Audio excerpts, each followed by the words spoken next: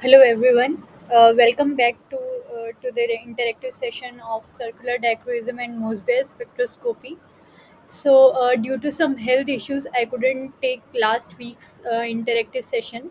So, there will be a substitute for the last week's session tomorrow, that is on 14th October, from 6 p.m. to 8 p.m. I request you all to join that session.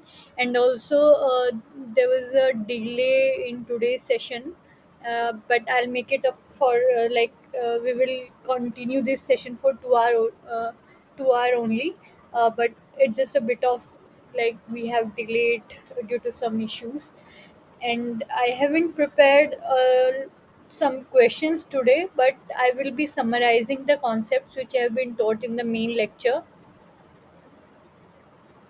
We will be discussing quadrupolar splitting today, and some of the basic concepts of it.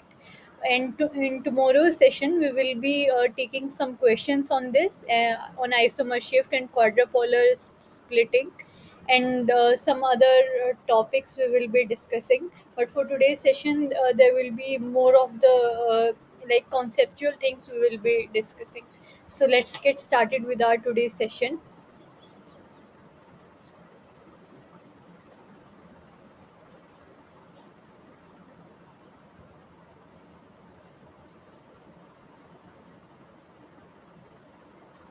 Quadruple splitting.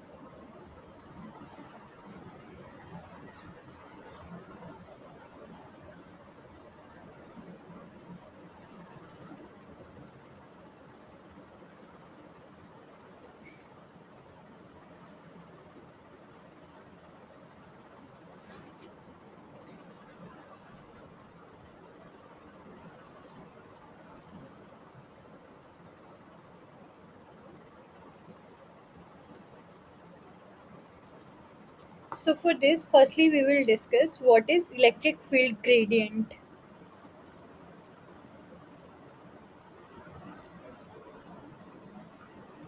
Electric field gradient is nothing but inhomogeneity in the electric field.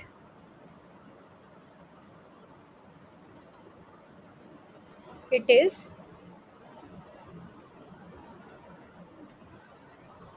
inhomogeneity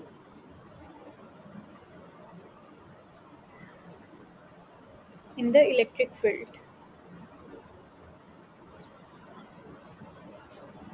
And electric field which originates from the s electron density.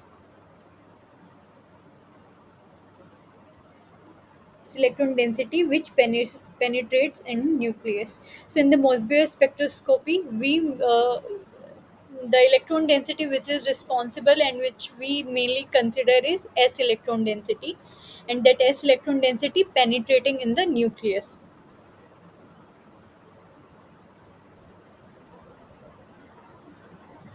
So this s electron density which is penetrating the nucleus, that is the electric field generated because of this s electron density. If there is inhomogeneity is in that, then we call it electric field gradient.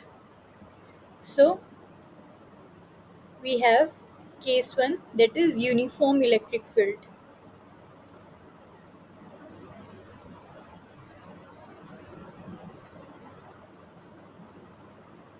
which is represented like these straight lines,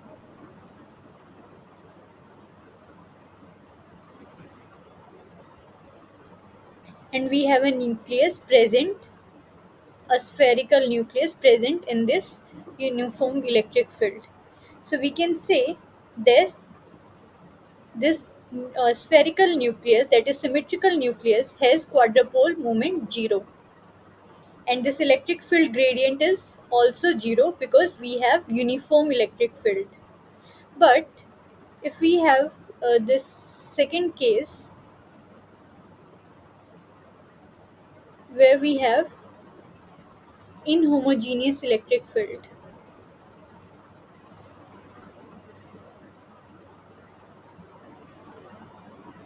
Sorry, here we are not taking this inhomogeneous electric field, but we are taking the second case as where the nucleus is asymmetrical. So here this is spherical nucleus, symmetrical nucleus, which has a quadrupole moment of 0.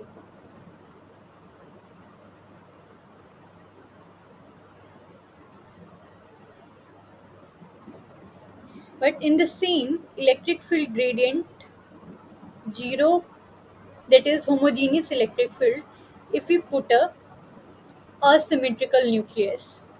So here in this case we will have quadrupole moment not equal to 0, that is non-zero quadrupole moment, and electric field gradient will remain 0.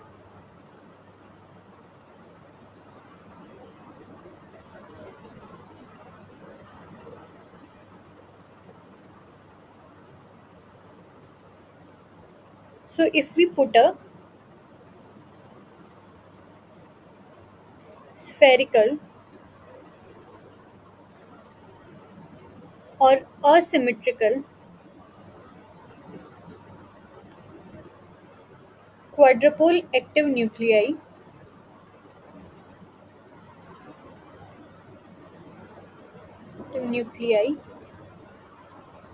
in an electric field gradient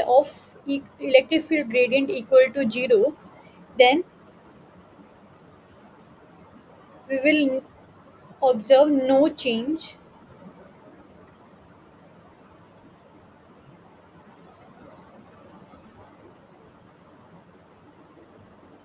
but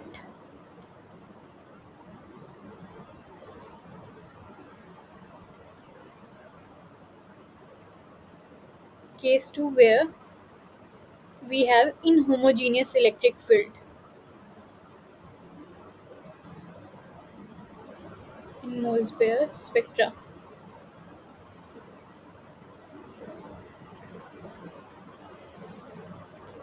So here we have inhomogeneous electric field, that is on the outer side we have electric field lines going like outwards, and in the middle it is coming inwards, like there are different pattern.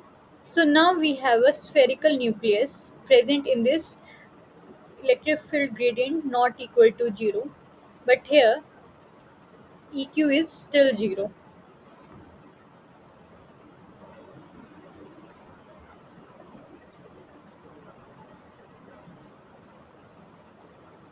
And now in this, if we have a asymmetrical nuclei, so here we have both quadrupole moment not equal to 0 and electric field gradient not equal to 0. So to see the electric nuclear interaction, uh, the nucleus should have a quadrupole moment, that is eq must not be non-zero, and that is we need to have a non-spherical nucleus. And this is true only when we have I, that is nuclear spin state, is greater than 1 by 2.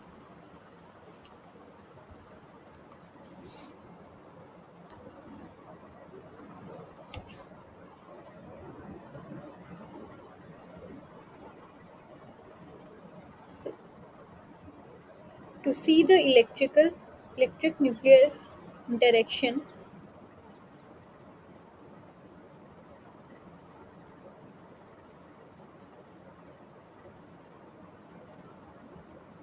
the nucleus should have quadrupole moment.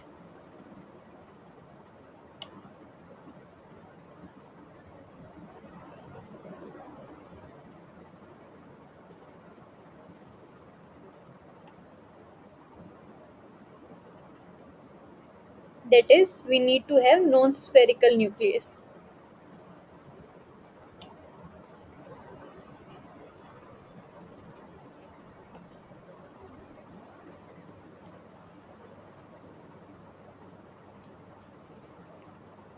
And this is possible only when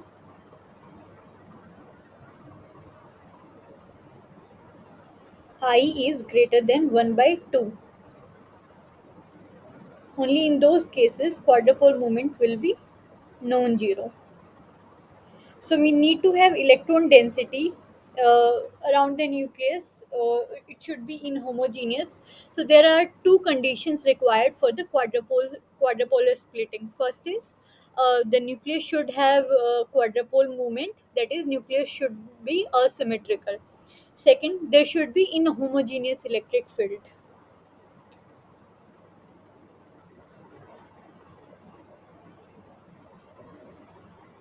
We need to have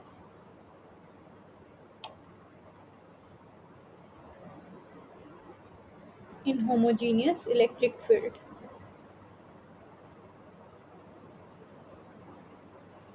Electric field around the nucleus.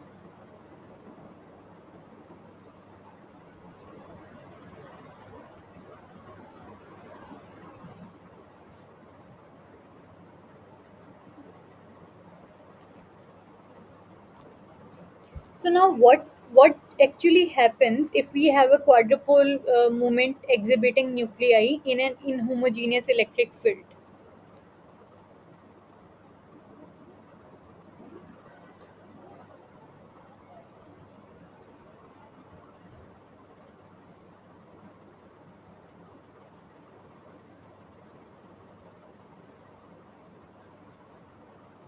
If we have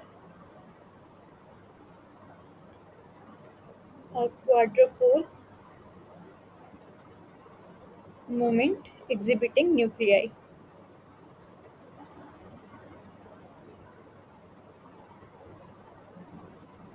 in an inhomogeneous electric field.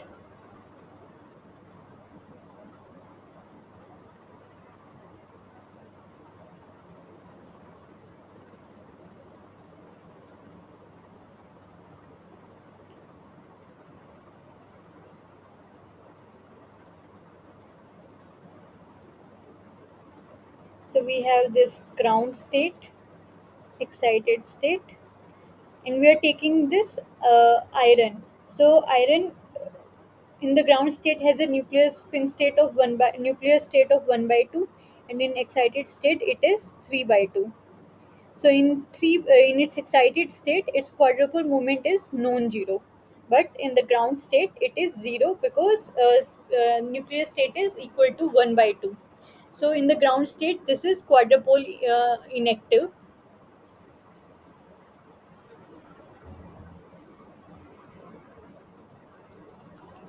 So if we keep this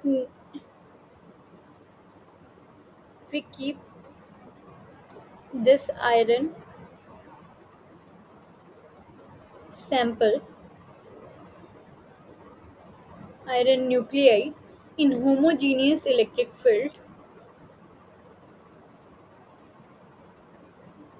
that is electric field gradient equal to 0, then we will get a normal Mossbauer spectra. Get a normal Mossbauer spectra,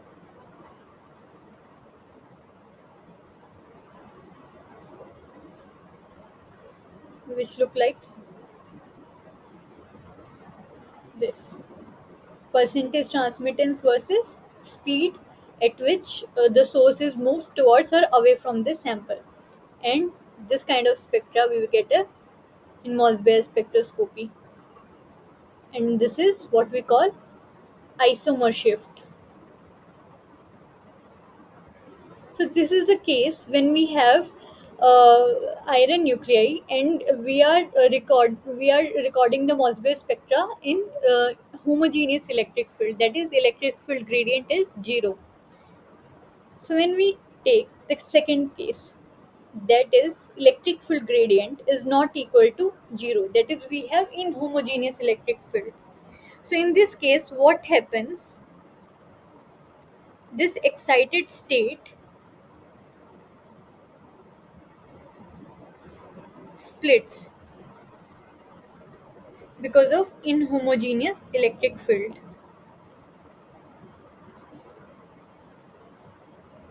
This is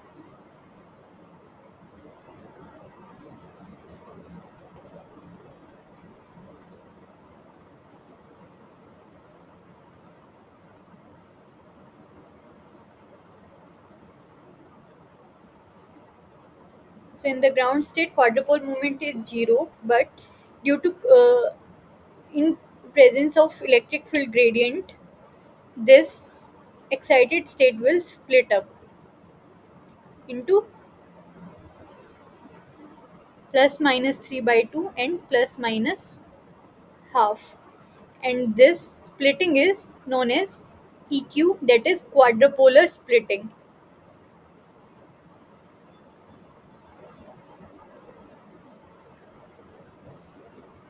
So earlier there was only one transition, but here there are two transitions possible, from ground state to plus minus half and plus minus 3 by 2. So, in the presence of electric field gradient, that is in homogeneous electric field, the excited state of iron nuclei will split up into two different nuclear spin states, which is called quadrupolar splitting, and we will get two transitions. And for this case, the spectra will be splitted. And how it will look like?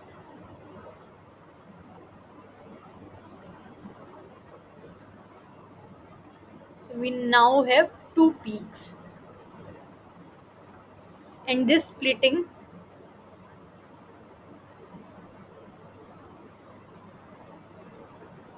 it is called delta EQ,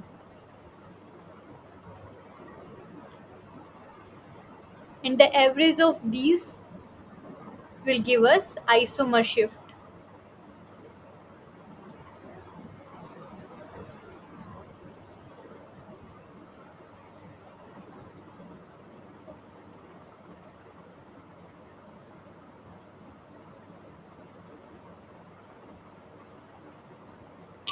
So this is how a quadrupolar splitting spectra looks like.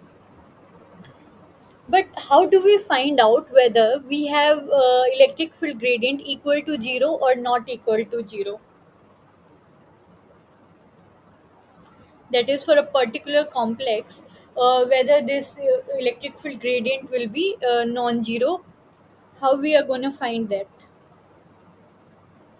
So how do we find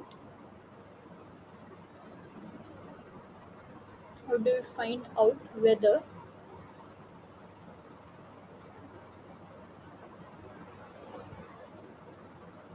our electric field gradient is equal to zero or non-zero?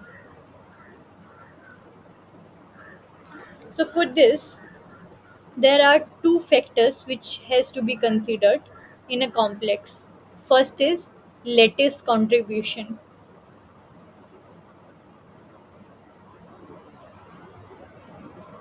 which depends on the coordination geometry of the complex,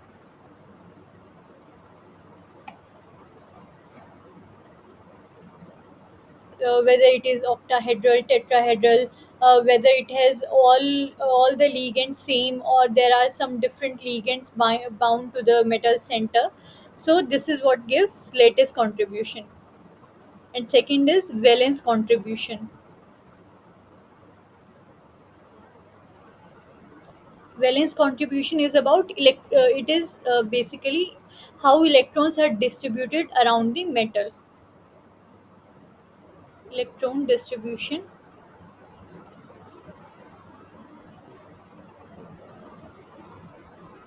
around the metal.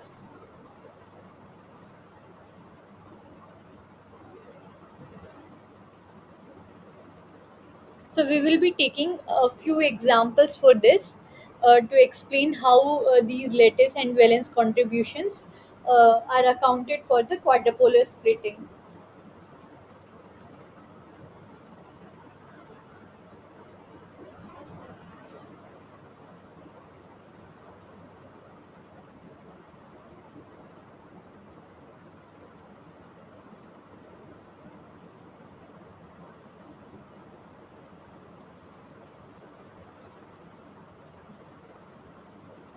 So we are taking a simple example of FeS2O6 2 plus, and it has an octahedral geometry.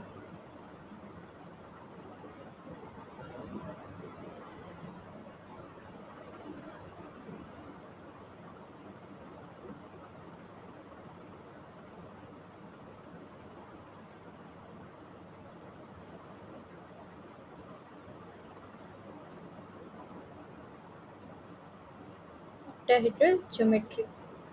So here we can see that that this is a symmetrical geometry, that is octahedral geometry. All ligands are octahedral. It is a symmetrical geometry.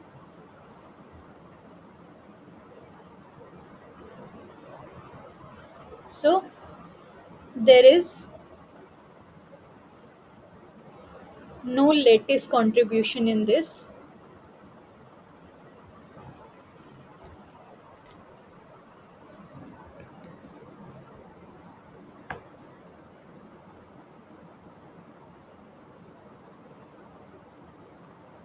because there is no inhomogeneity in the type of ligands bound to the metal. All of them are water, and it is an symmetrical octahedral geometry. But what about its valence contribution? So it is a D6 system. Fe2 plus is D6 system. So T2G easy. Now, how electrons are distributed in the metal center in this complex? So, water is like a sigma donor. So here it will form, it is this FeS262 plus is a high spin complex. So there is no pairing of electrons. So we will get a T2G4 and EZ2 electronic distribution.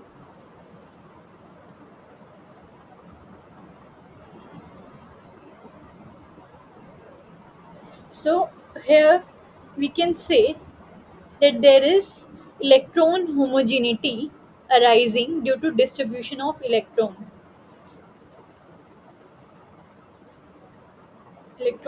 inhomogeneity arising due to distribution of electron.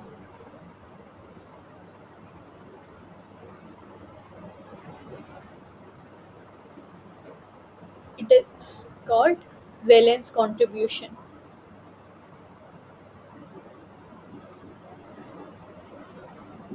So this electric field gradient can be non-zero when there are two contributions. For electric field gradient to be non-zero, we have to consider two factors.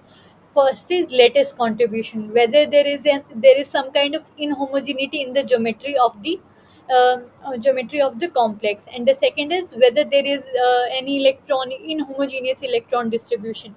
So we can see that in there is inhomogeneity arising in this T2G orbital. If the symmetric electronic distributions, how am I saying that this is asymmetric electronic distribution? Because the cases for symmetric electronic distributions are T2G3 EZ0, T2G3 EZ2, T2G6 EZ2, and T2G6 EG0. So these are the four cases where we consider that it is symmetric electronic distribution, that electrons are symmetrically distributed in T2G and EZ orbiter. So this is the case where uh, in only these cases valence contribution will be zero. For these cases valence contribution will be zero.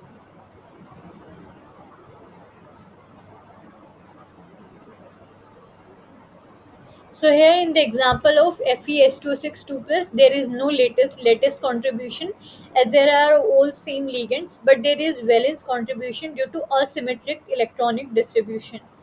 This is asymmetric electronic distribution,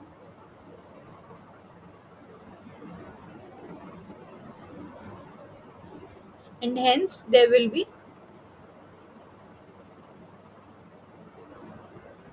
electric field gradient equal to not equal to 0.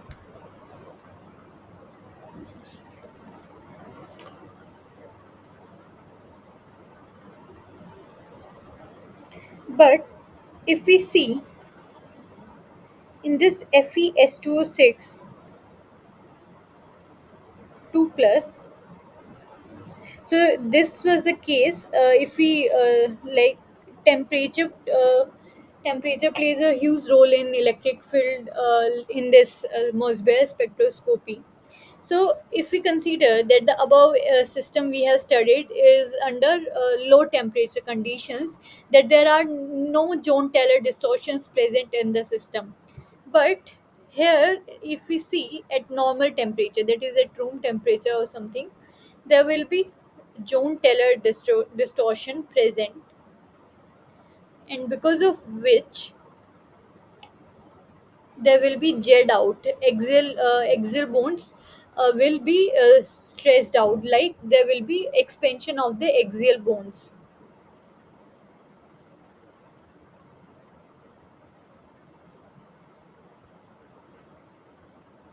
and this John Taylor distortion is inducing because of this T2G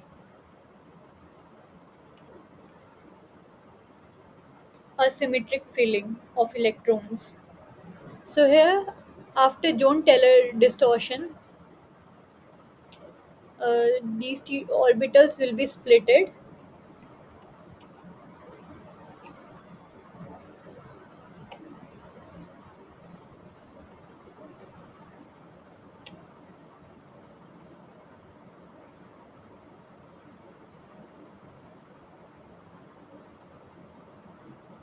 So now we will observe a valence here in this case valence contribution is still present, but due to John Taylor distortion we will also observe lattice contribution.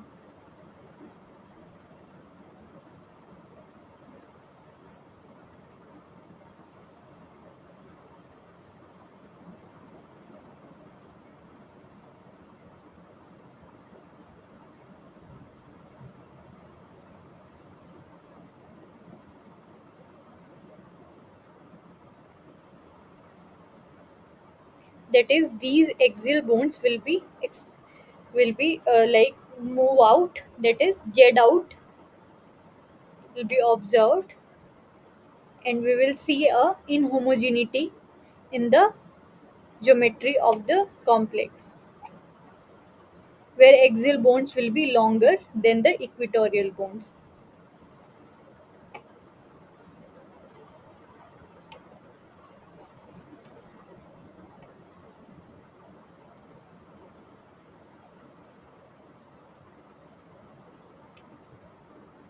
So in this case we will now have both lattice and valence contributions.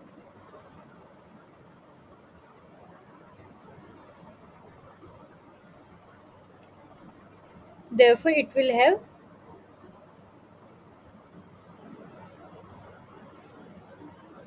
a strong electric field gradient present.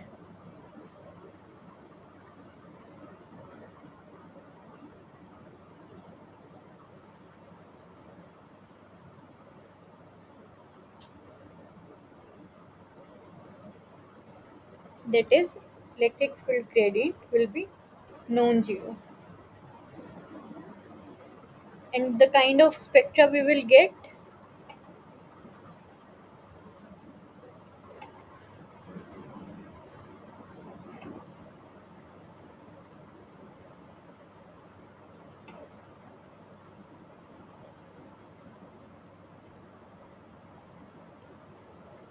a strong quadrupolar splitting with delta EQ as high as 3.4 millimeter per second.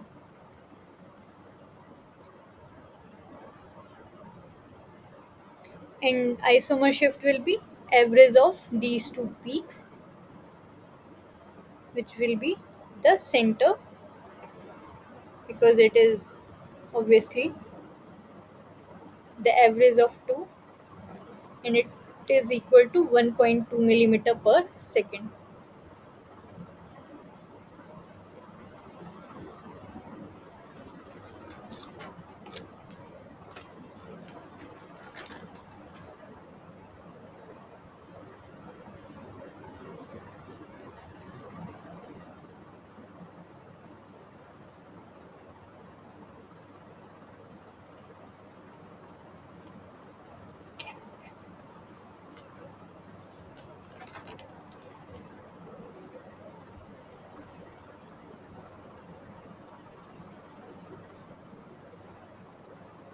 So if I summarize it again,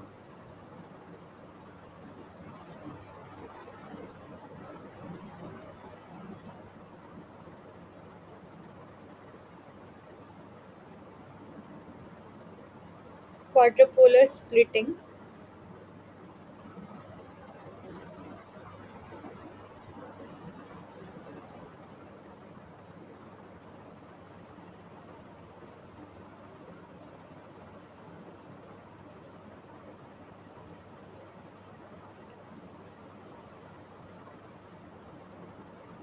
first is quadrupole moment must be non-zero, that is I must be greater than 1 by 2.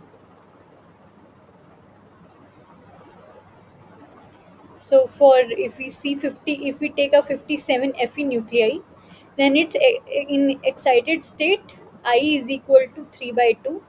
So we will observe a quadrupole moment non equal to, like not equal to 0, but in its ground state where I is equal to 1 by 2, quadrupole moment is equal to 0. Second is there should be a non-zero electric field gradient.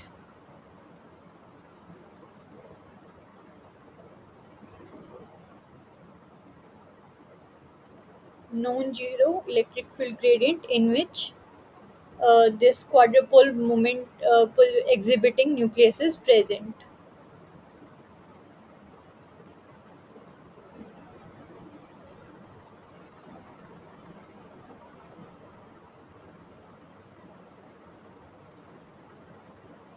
Not equal to 0. So for symmetrical geometry such as octahedral, tetrahedral, etc., latest contribution is uh, for symmetrical geometry such as octahedral geometry, latest contribution is 0. But when this symmetry in geometry breaks down due to presence of different ligands or due to John-Taylor distortion, then latest contribution will be non-zero.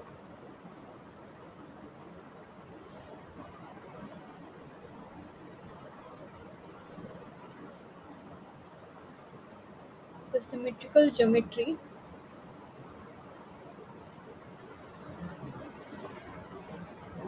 such as octahedral, latest contribution, octahedral, square, planar, etc. This latest contribution will be 0.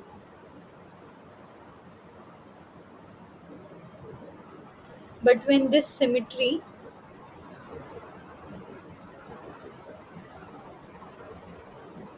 in geometry breaks down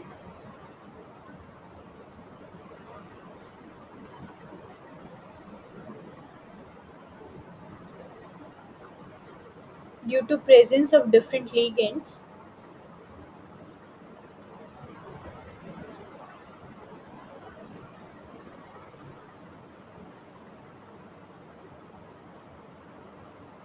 or due to JTD,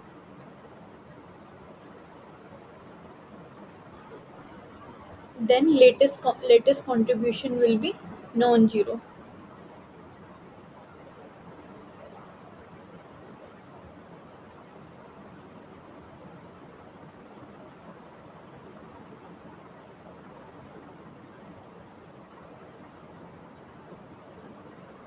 And the second one is valence contribution, which depends on how electrons are distributed around the nucleus.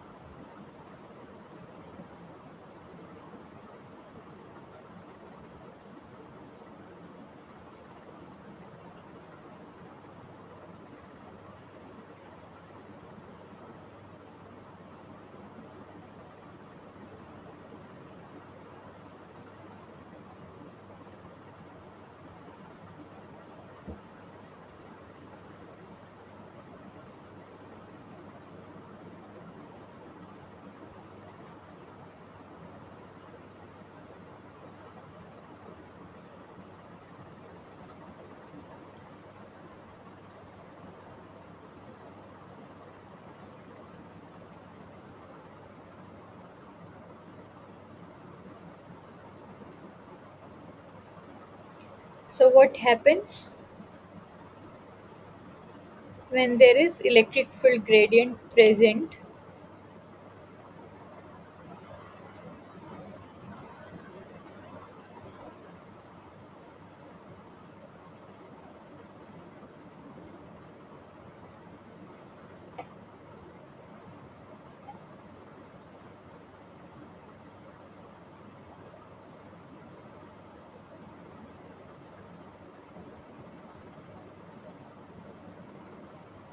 There will be quadrupolar splitting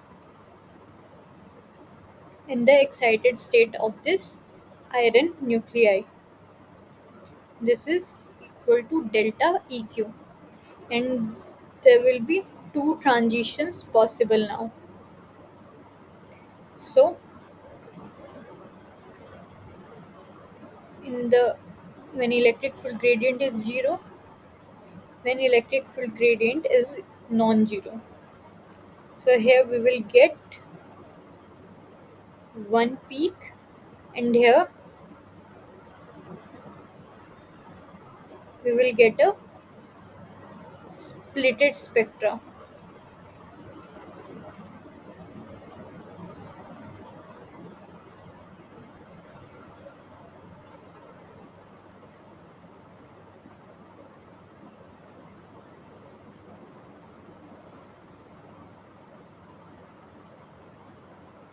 So now we will take a few examples on this Fe iron nuclei, where we will find out whether it has electric field gradient equal to zero or non-zero, and whether it has valence contribution or lattice contribution.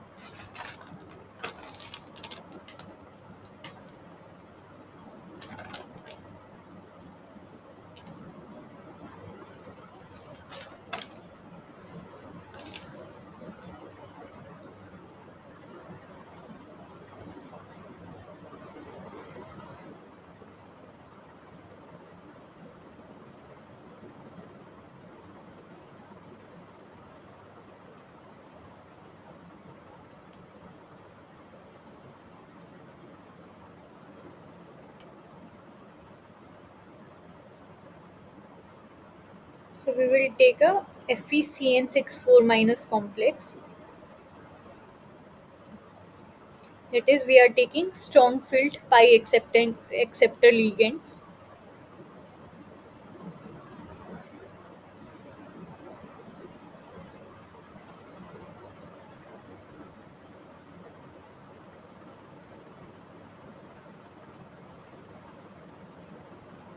So here again, this is a symmetrical octahedral geometry. So here we will have no lattice contribution.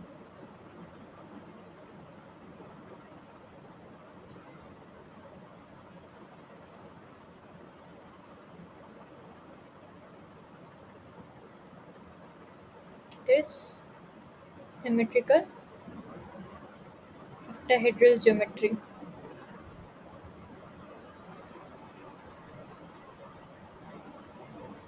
Now, if we see the electron distribution for this complex, so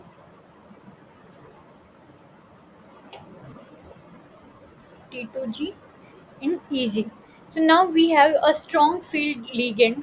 Cn minus is a pi acceptor ligand, and it is a strong field ligand. So Due to this, we will get a low spin complex. That is, all the electrons will be paired, and we will get a D6 low spin geometry. So, and this D6 low spin, as we know, this is T2G6 EG0 is a symmetrical electronic distribution.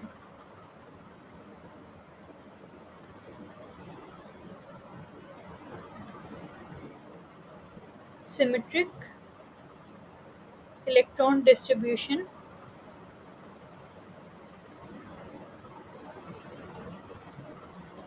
due to strong field ligand makes the valence contribution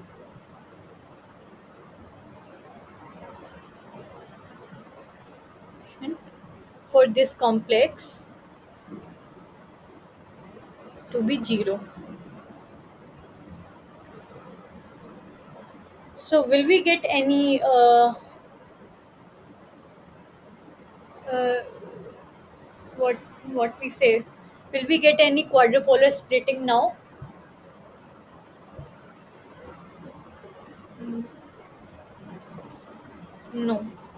So since there is no lattice contribution, no valence contribution, therefore because of it there will be zero electric field gradient, and hence there will be no quadrupolar splitting, and we will get a single peak in the Mossbauer spectrum, and which has minus 0.13 millimeter per second. So here we will can say that delta is equal to isomer shift is minus 1.3 millimeter per second, and delta EQ is equal to 0.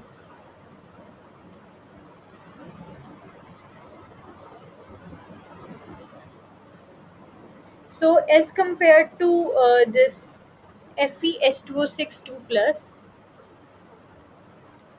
FeS2O6 2 plus, this FeCN6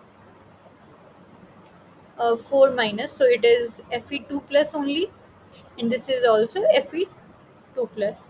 So here in both the cases, like in the FeS2O6 2 plus, uh, the isomer shift value was 1.2 millimeter per second. But for this FeCN64 minus, delta, that is isomer shift value is minus 1.3, that is it is on negative side. So we have already discussed in the last lecture, uh, this is a high spin complex, this is low spin complex. So here we have sigma donor ligand, and here we have so we can say this is pi donor ligand and this is pi acceptor ligand. So because of this, we will have d electron density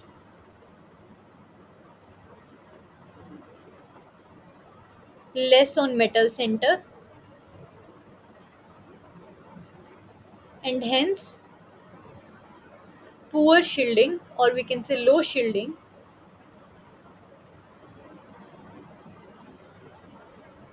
So we will have s electron density more,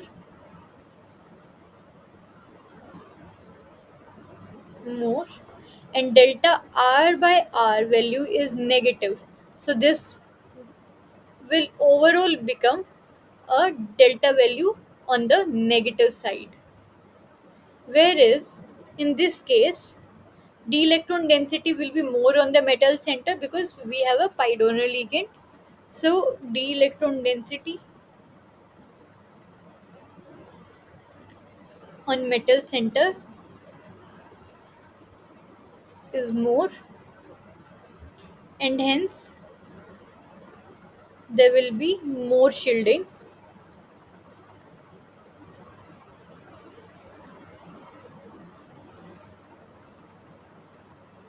So s electron density will be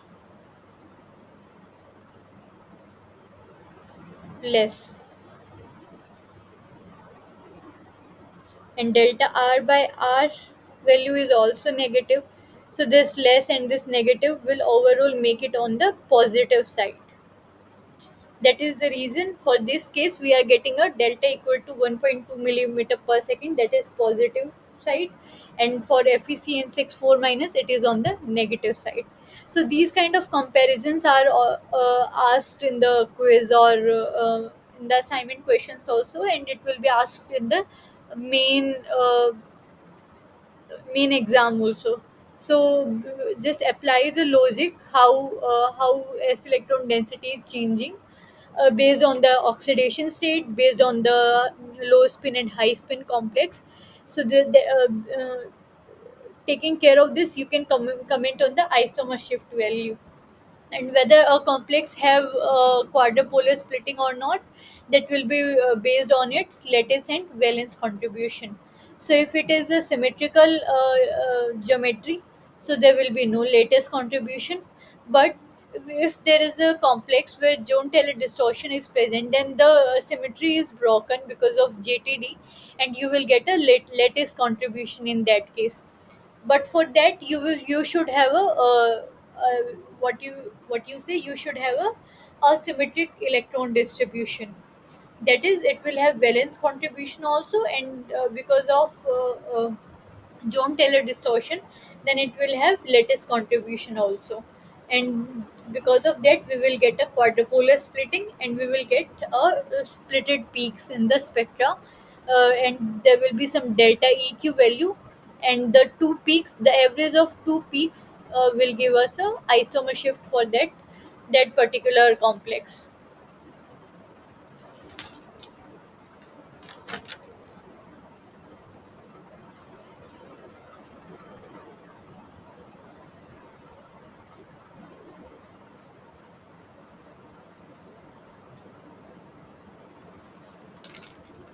So we will take a few more examples.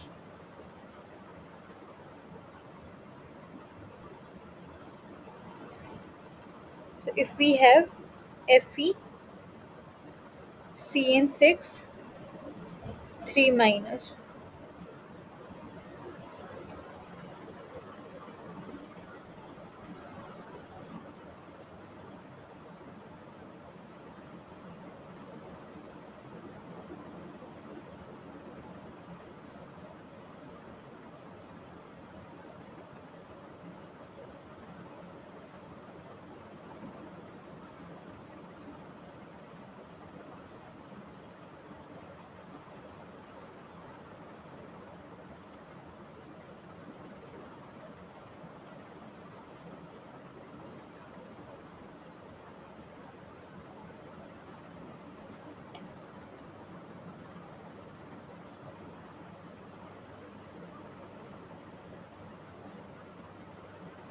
So this is FeCN6 3 minus. That is, we have Fe3 system now.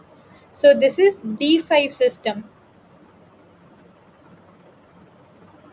And now we have strong field ligand. So definitely we will have a pairing of electrons. So here we will get one, two, three. So since T2G is asymmetrically filled, so there will be JTD in this complex. Joan Teller distortion. So you can like if you have this asymmetric field T2G orbital, then you will get Joan Teller distortion also, which will eventually introduce a lattice contribution and also valence contribution. So you just have to see whether your orbitals are are being asymmetrically filled or not.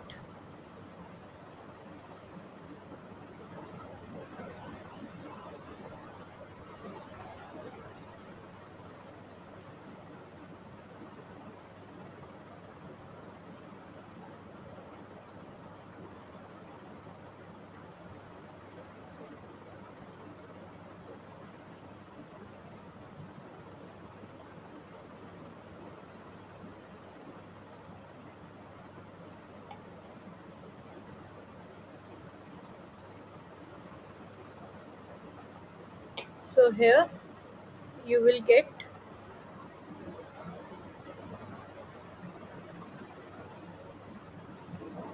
so now the electrons will be asymmetrically filled.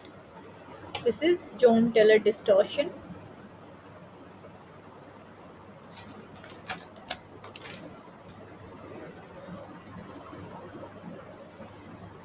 So first we have to take lattice contribution.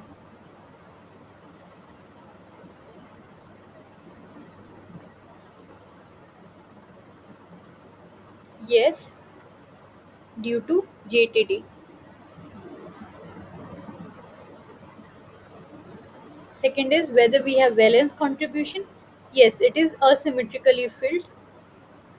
So we have valence contribution also.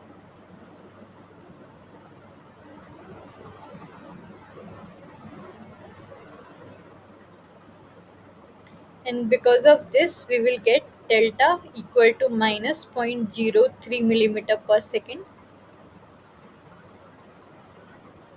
Delta EQ value equal to zero point 0.5 millimeter per second.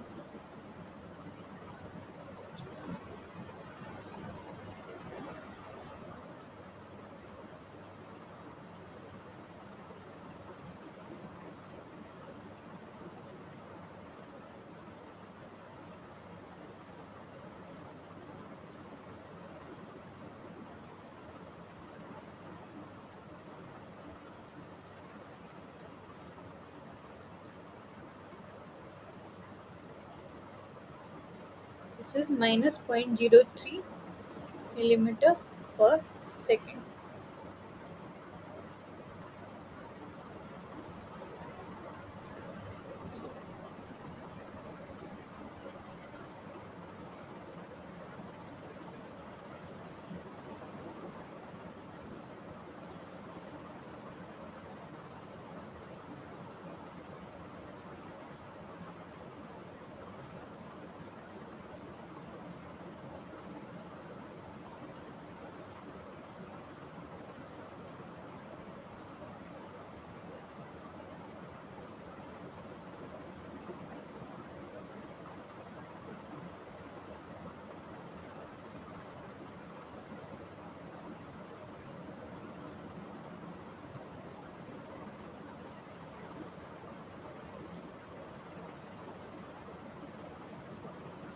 Okay, so this is,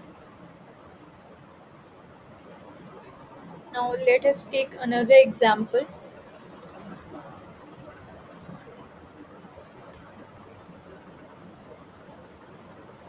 that is FeNOCN.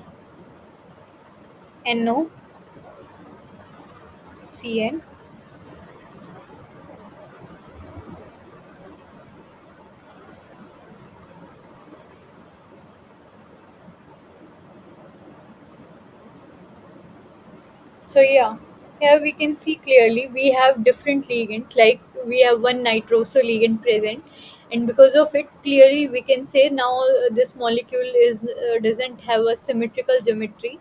So it has octahedral geometry, but there are different ligands bound to the metal center. So we will have now lattice contribution present.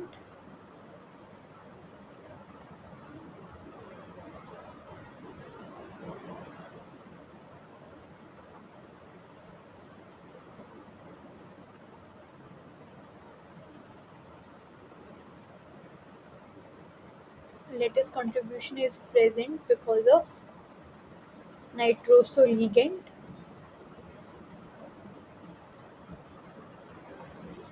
Also, this is Fe uh, Fe2 molecule, and we have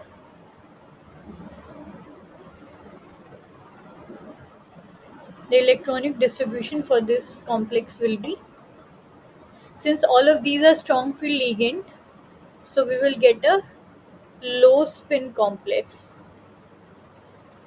and the electronic distribution therefore will be T2G6 Eg0, which is a symmetric electronic distribution.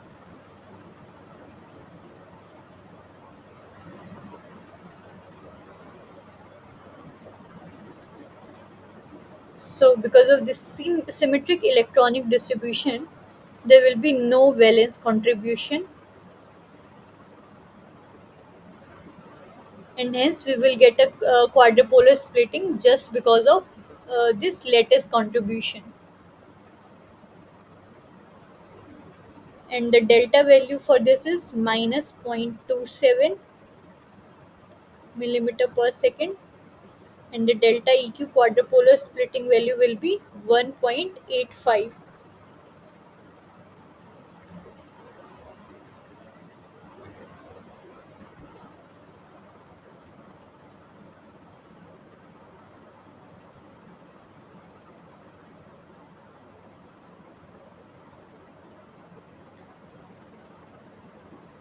So if you see, if we compare the isomer shift values of FeCN64 minus and FeCN5NO,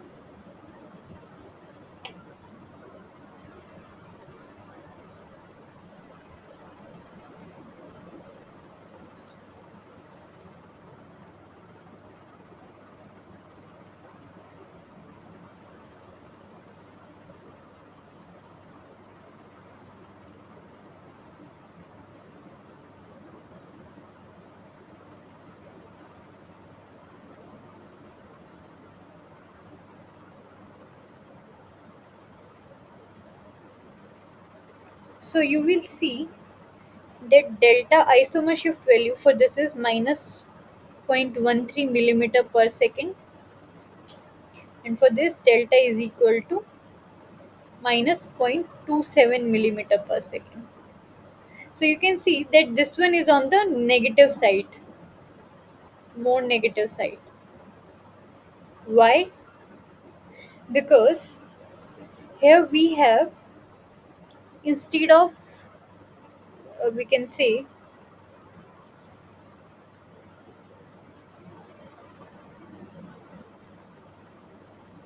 1 Cn minus pi acceptor ligand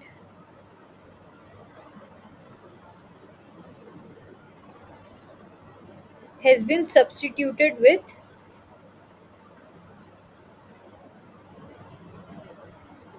more strong field ligand NO, which has better pi accepting ability,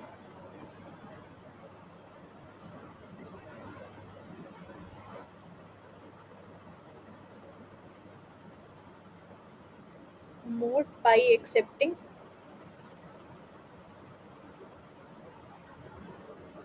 ability than Cn minus. And therefore, due to this, the d electron density on the in the case of FeCN5NO, d electron density will be lesser on the metal center, because nitroso ligand as compared to the Cn minus ligand will like push the electron density towards it, and that is away from the metal center, and hence the s electron density in this FeCN5NO case will be more.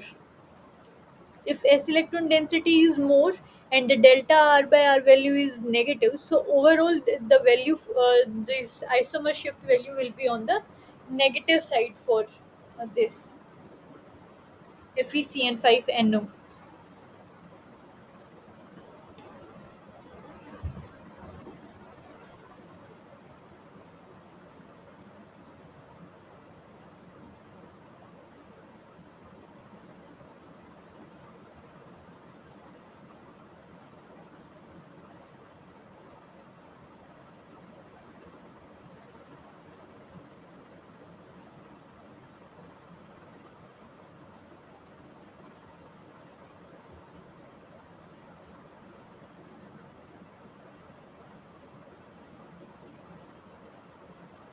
And hence more s electron density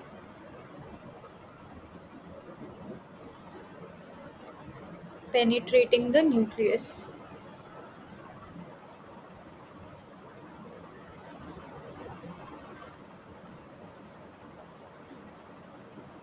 Therefore, overall isomer shift value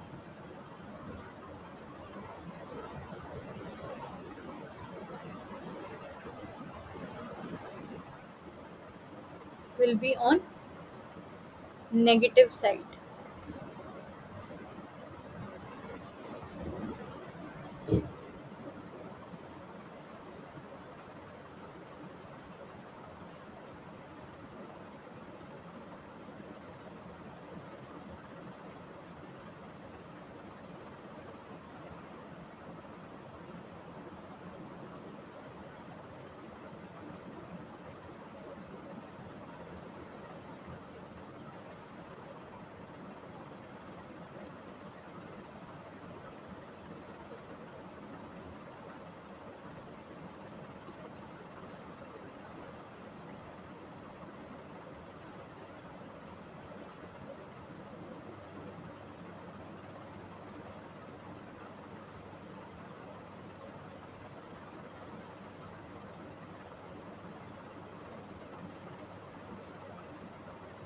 So these were some of the examples.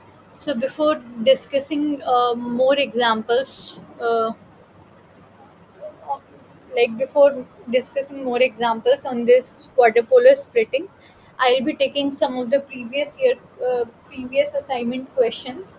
Like these are some of the questions which have been already given in the assignment, and the solution for the same have been provided.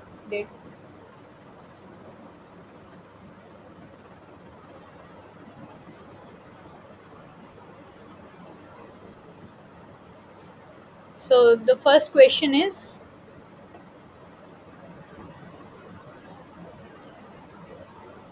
the isomer shift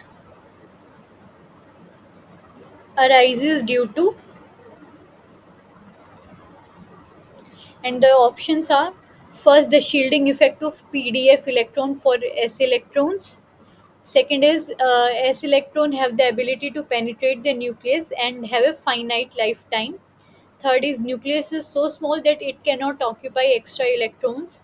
Fourth is the shielding effect of S electron.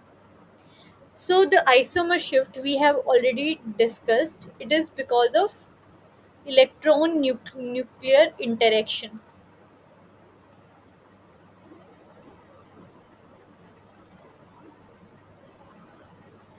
which is like the monopole interaction,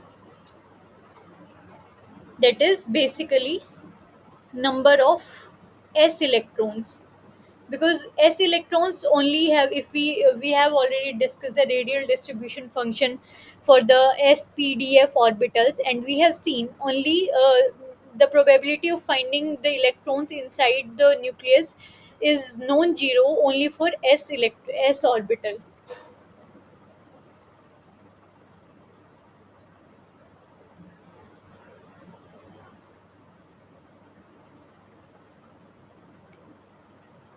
Number of s electrons penetrating the nucleus.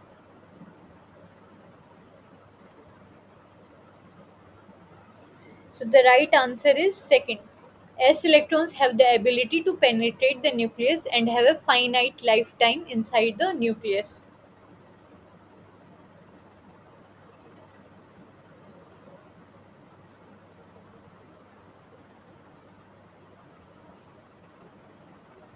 So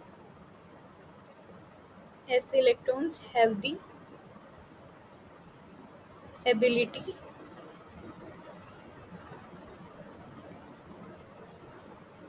to penetrate the nucleus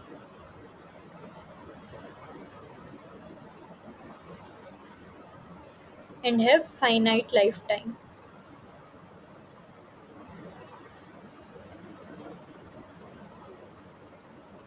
Now the second question is, the measurement of the isomer shift does not give any information on the oxidation state of metal. So we have discussed that if a metal in a complex is present in different oxidation states, we have seen that higher oxidation states, which means low d electrons, and low d electrons means a low shielding effect, and hence high s electron density. High s electron density multiplied by with its delta r by r value negative, overall uh, it will overall give a negative isomer shift value. So isomer shift value for higher oxidation state, isomer shift value will be negative, and for the low oxidation state, it will be on the positive side. So yes, oxidation state of metal information is given by the isomer shift value. Then it is spin state. So spin state will be defined based on the type of ligands bound to the metal center, whether it is strong field ligand or high field ligand, which will make the complex high spin and low spin. So if we have strong field ligands, that is by accepting ligands, so they will kind of reduce the d electron density on the metal center. And if d electron density on the metal center is reduced, uh, then the shielding effect will be poor, and hence s electron density will be more. S electron density more multiplied by the negative delta r by r value will give us a uh, negative isomer shift value. So if we have low spin complexes, then we will get a negative isomer shift value as compared to the high spin state complexes. So oxidation state of metal and spin state values information is given by the isomer shift, and also by the electronegativity of the ligand. So the wrong answer is the electron radius. So there is no information about the radius given by the measurement of the isomer shift.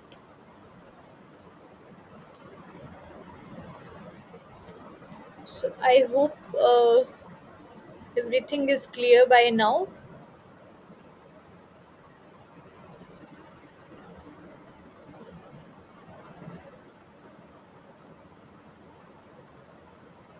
So the measurement of the isomer shift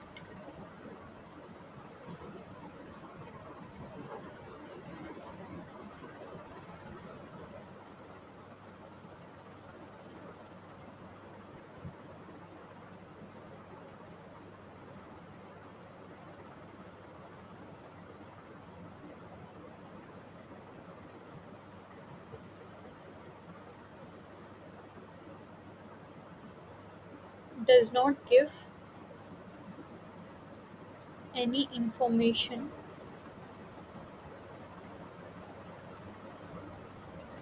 on. So the options are the oxidation state of metal. I have explained the reason. So I'm just writing the question if you are going to follow it later.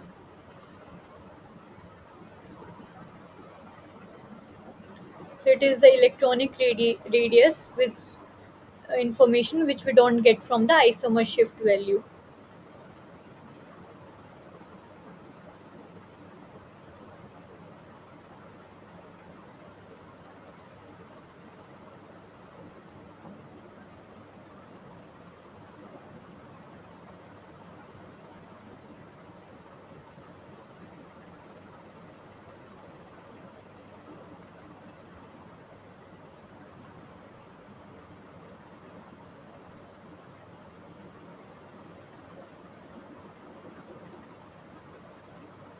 So the next question is, what will be the most negative isomeric shift with respect to the metallic iron?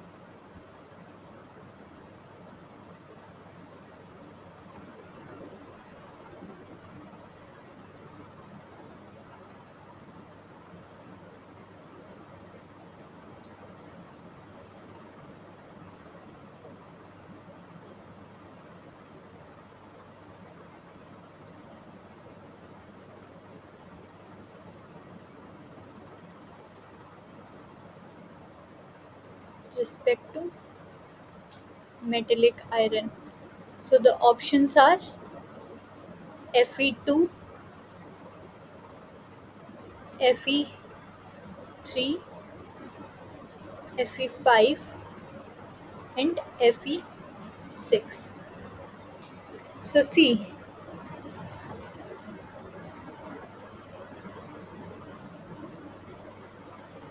if I have this as Fe0,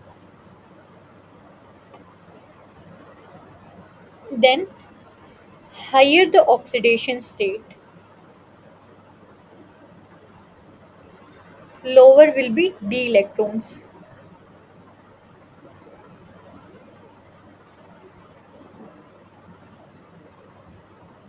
and hence lesser will be shielding effect.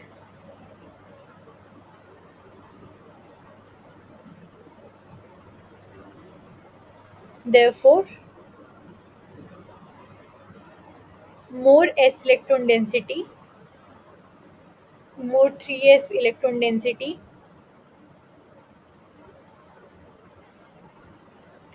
will be interacting with nucleus.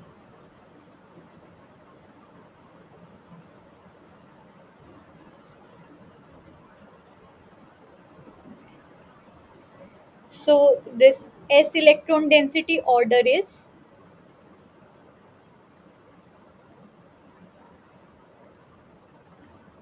Fe6, Fe5, Fe3, and Fe2. And this multiplied by delta r by r value negative. So the overall isomer shift value will be in the order, that is, it will be negative, and the order will be like this.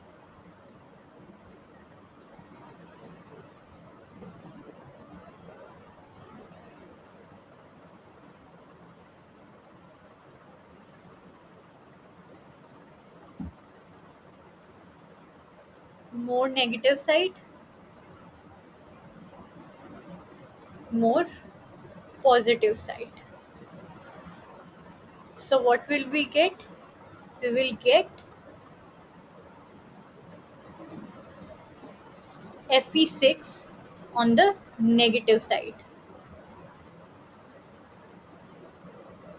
and we will get Fe2 on the positive side. So all of these are relative values. So the right answer is Fe6.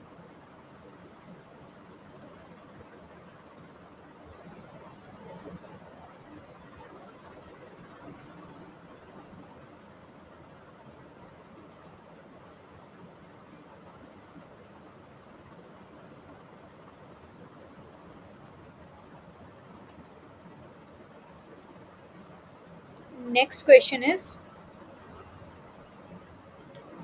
a positive isomeric shift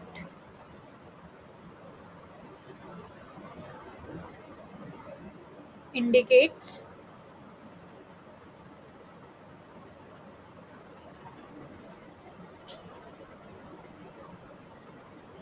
first is E sample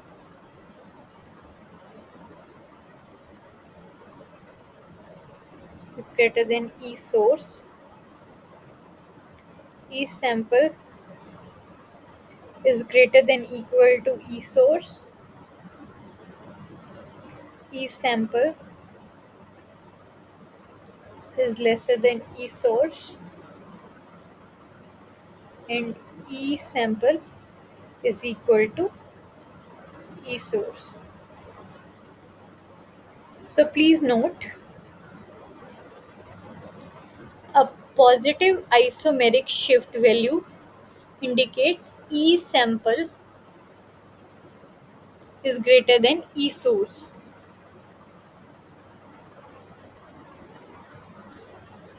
and negative. So if you have positive isomeric shift value, that means you have to move the source towards the sample.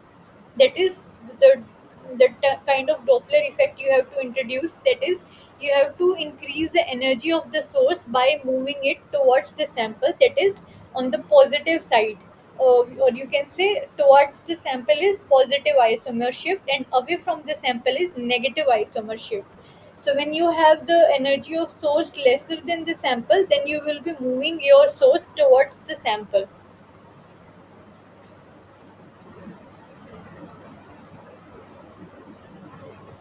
So this is the basic you have to follow. Okay.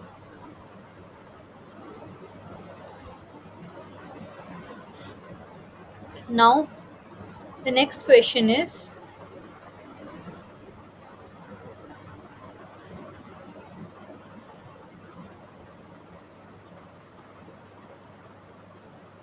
which of the following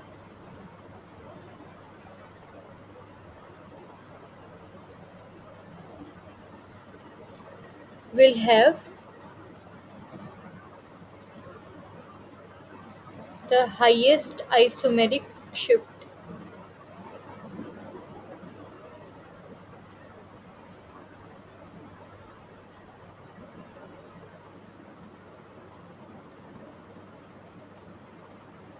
And the options are Fe, F2, Fe, Cl2, FeBr2, and FeI2. So here you will be looking at the electronegativity. Higher the electronegativity of the ligand, that is electronegativity order is F minus, Cl minus, Br minus, and I minus. So d electron density on the metal.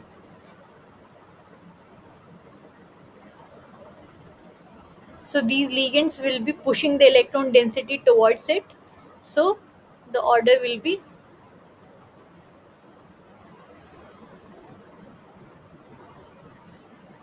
and hence shielding effect.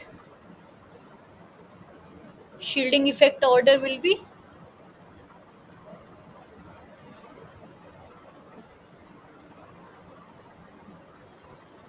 and therefore S electron density penetrating the nucleus, the order will be F minus, Cl minus, Br minus, and I minus.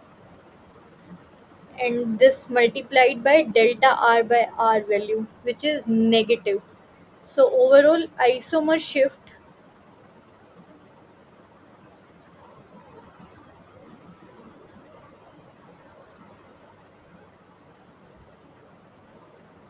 this will be on the I minus will be on the positive side,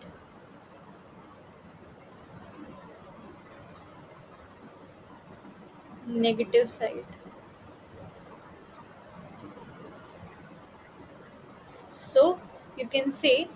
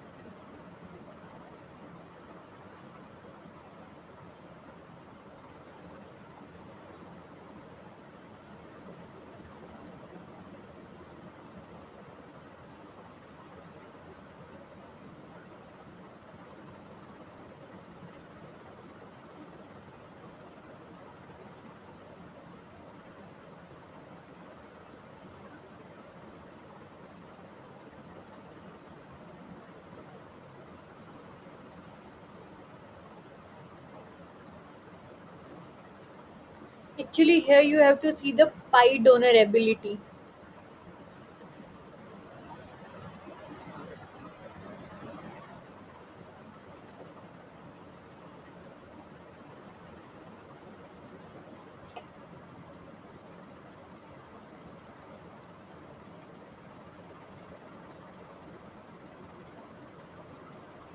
That is sigma donor pi donor ability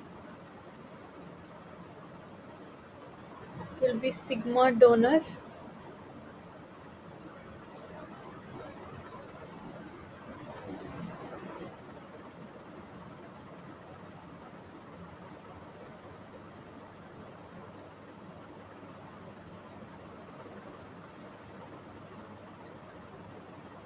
So this order will be changed actually.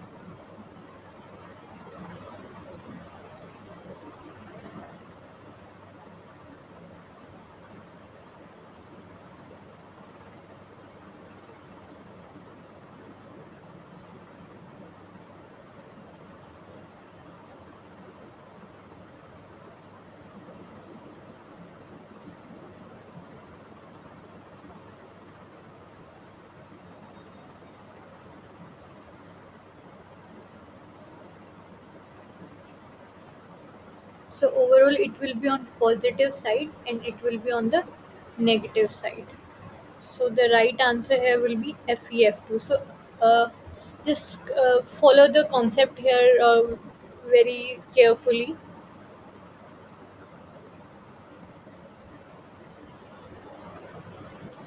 Now seventh question is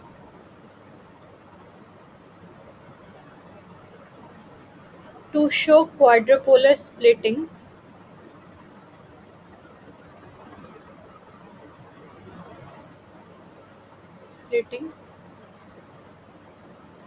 for a Mossbauer active nucleus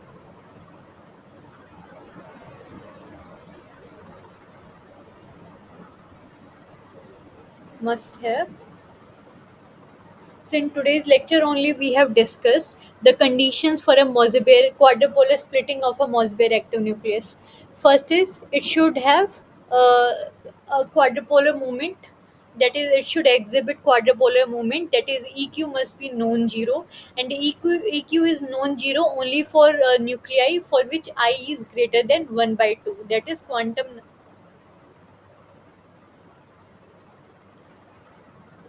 Options are, first is quantum number I must be greater than 1 by 2. So this is the right answer. Second is non-zero electric field. Yes, uh, the electric field gradient must be non-zero. That is, it should either have lattice or valence contribution or both of them.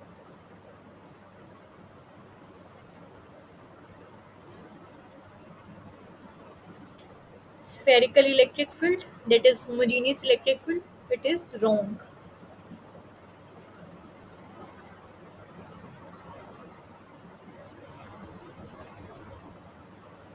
Quantum number must be greater than 1 by 2.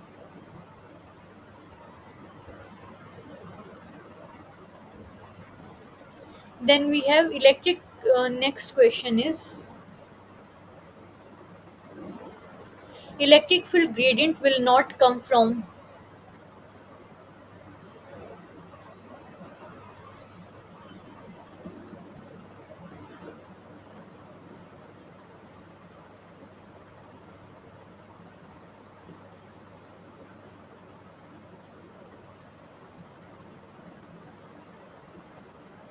First is homogeneous electric field.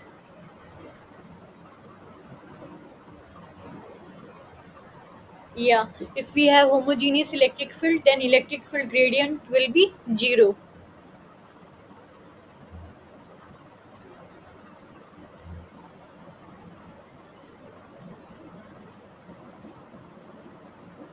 Coulombic charge distribution. And third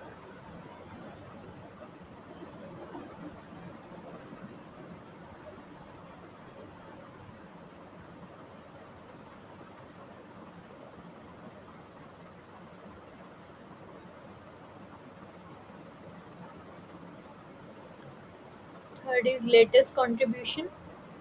So yeah, there should be lattice contribution. And fourth is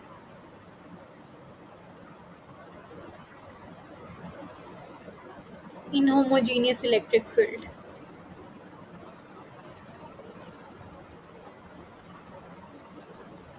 So the right answer is first and second.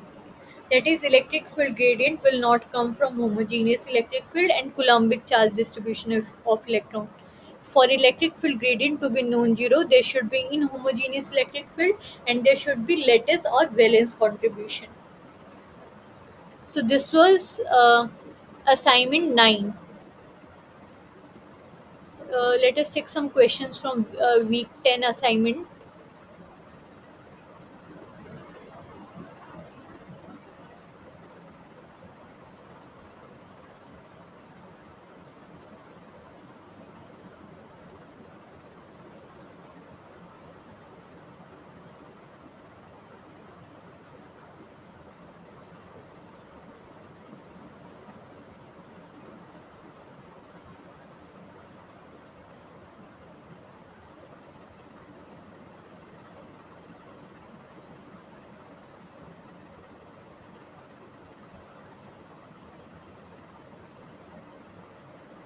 Okay, we will discuss week 10 questions in the next class because few topics needs to be covered before discussing the questions in the assignment 10.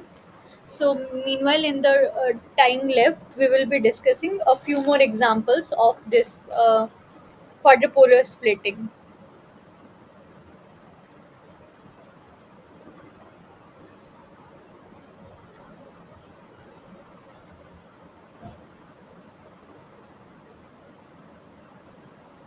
Some other examples we can say, uh, biological system based examples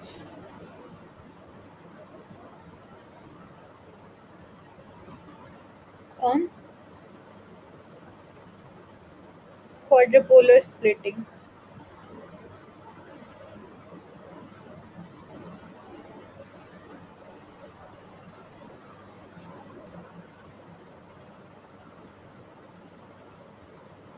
First is of reprodoxin.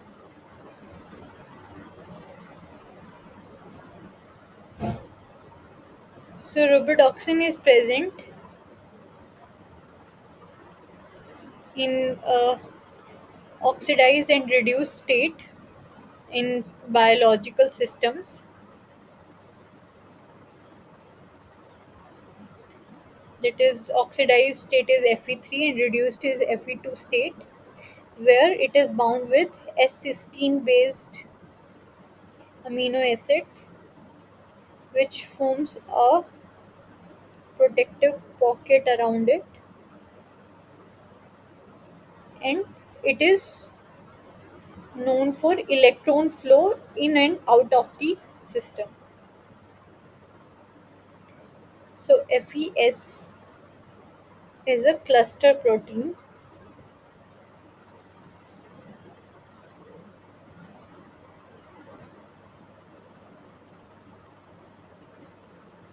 It is used in biology for electron transfer.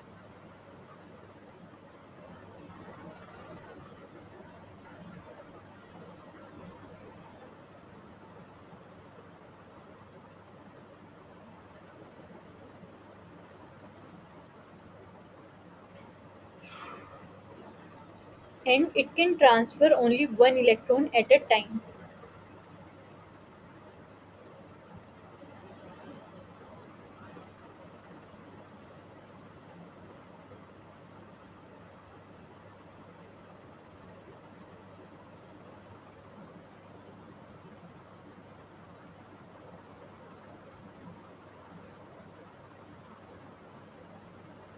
This sulfur is pi donor kind of ligand bound to the iron base metal center. So we have Fe3 that is in the oxidized form and Fe2 the reduced form of this redoxy,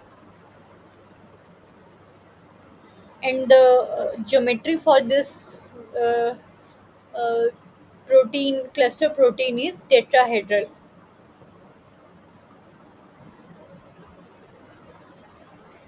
Tetrahedral geometry,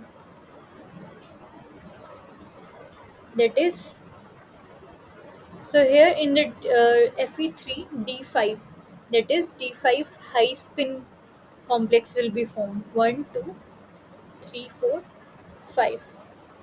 So for Fe3, that is in the oxidized rubidoxine, we will have no valence contribution.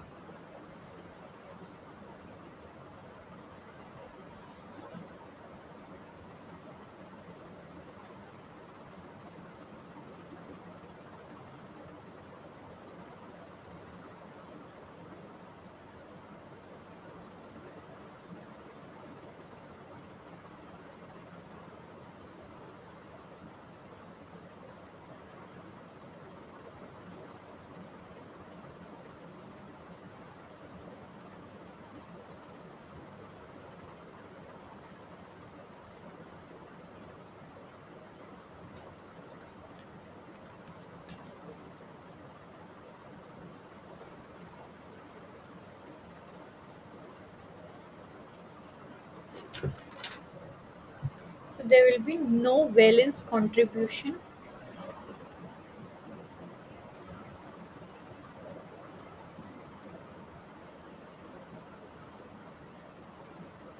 for Fe3 system.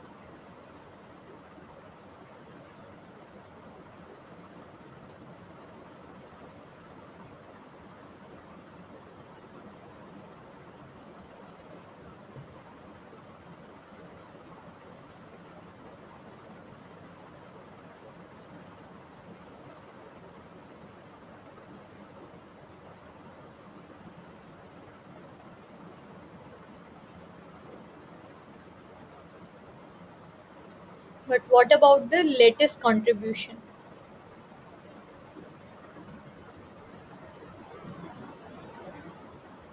So tetrahedral geometry is not as symmetric as octahedral geometry.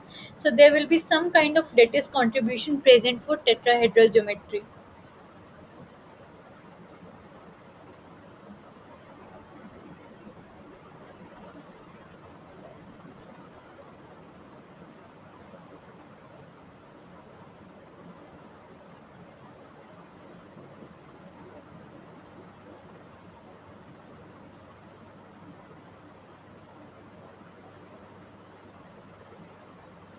So there will be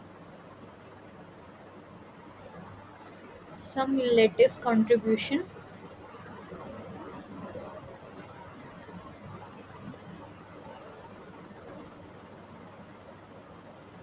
from tetrahedral geometry.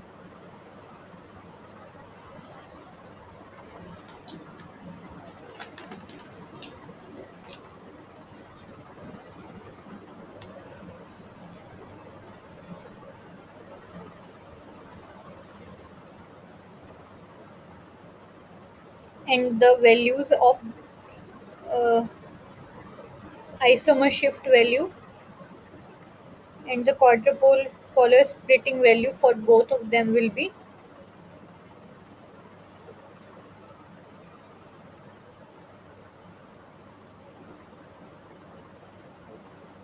0.32, 0.5, 0.7 and 3.25. It has moved on the positive side. So low oxidation state is all comparatively on the positive side than the higher oxidation state. So we always have to look into these values in a relative manner, not in the absolute manner. That is, their values will be see here both of the isomer shift values are positive, but we have to see each one of them as compared to as compared to the other, such that this lower oxidation, that is Fe2, is on the positive side than the Fe3. So the spectra for the rubidoxin will be, if I label Fe3 in the red and Fe2 rubidoxin cluster.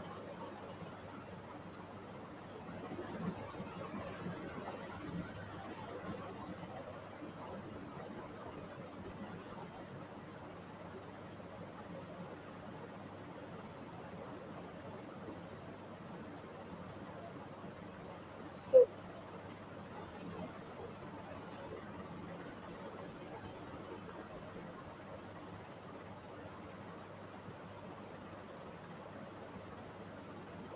Fe2 has more quadrupolar splitting.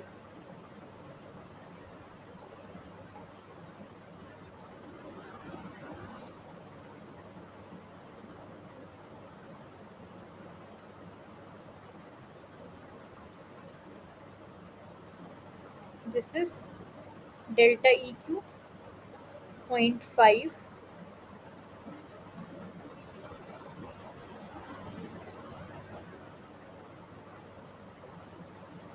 This is delta EQ 3.25.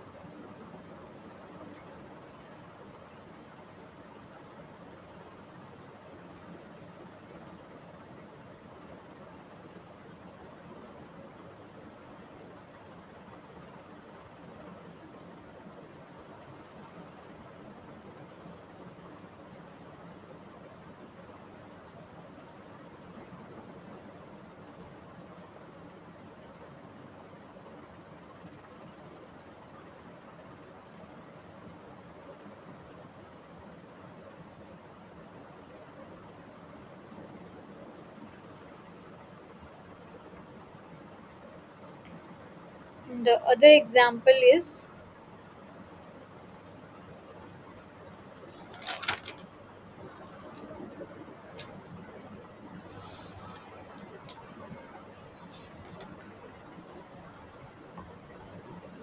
Fe2S2 cluster,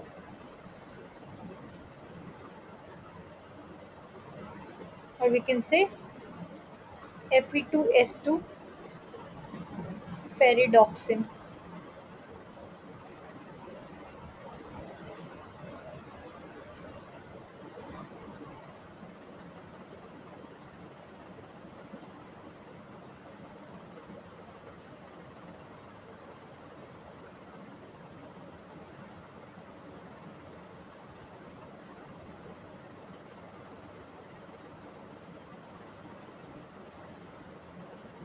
So here we have two iron metal centers. So it will be present in the oxidized Fe3 foam and Fe3 Fe2 reduced state.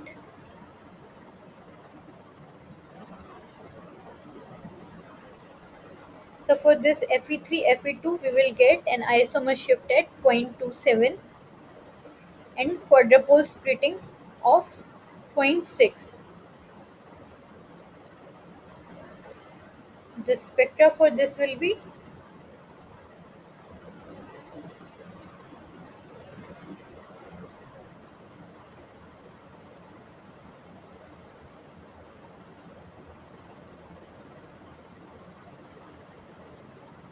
like this. But for Fe3 Fe2 state, we will get a different, that is, we will get four splitted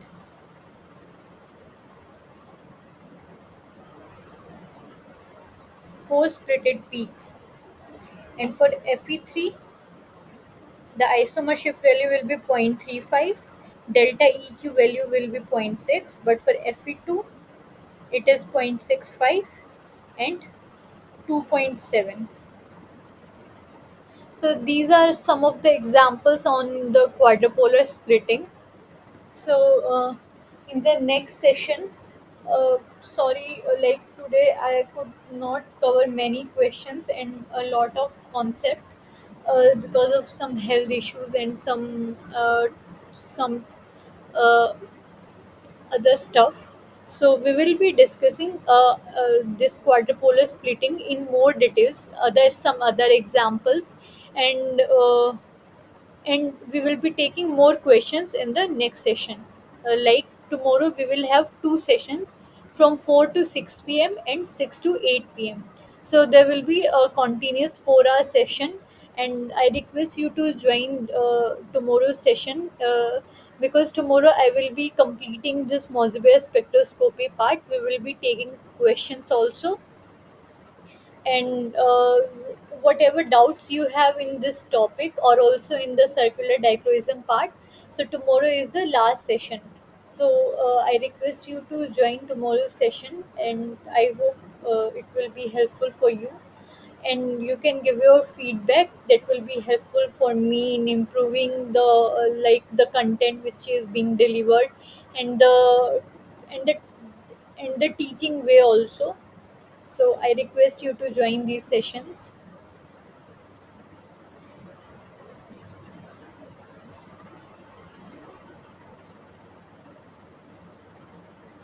So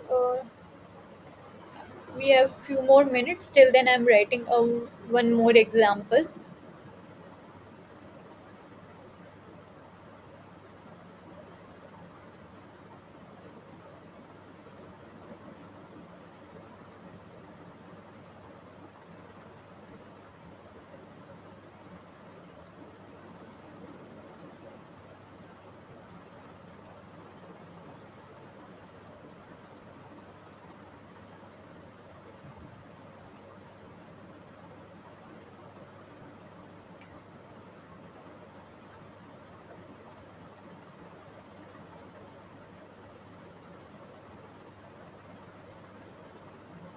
16. So this is one more example from biological system. So here we have three Fe centers. So we will have Fe3, Fe3. This is in the oxidized state.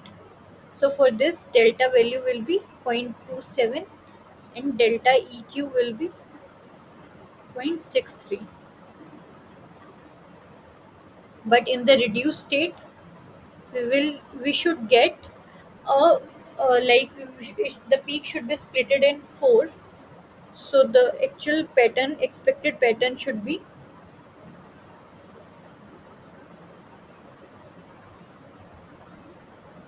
a 2 is to 1 splitting. That is 0.32, 0.46, should be 0.52, 0.47.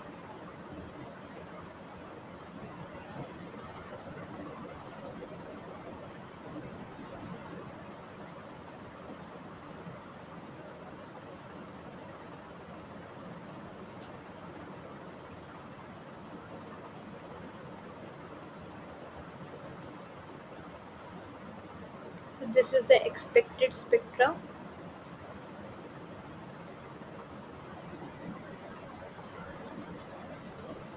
but the actual spectra we get is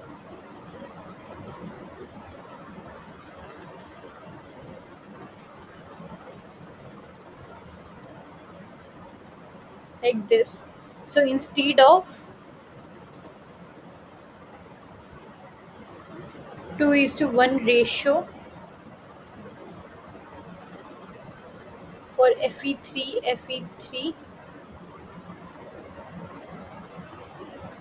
Fe2, we get 1 is to 2 ratio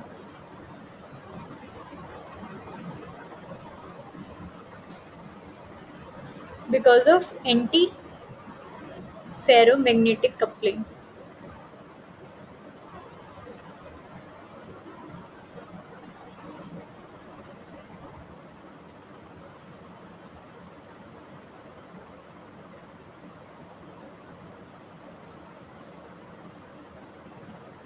this is the 1 is to 2 kind of splitting we will get. So I hope everything is clear in today's session. You can ask your doubts, whatever you have in the tomorrow session. So thank you so much for your attention.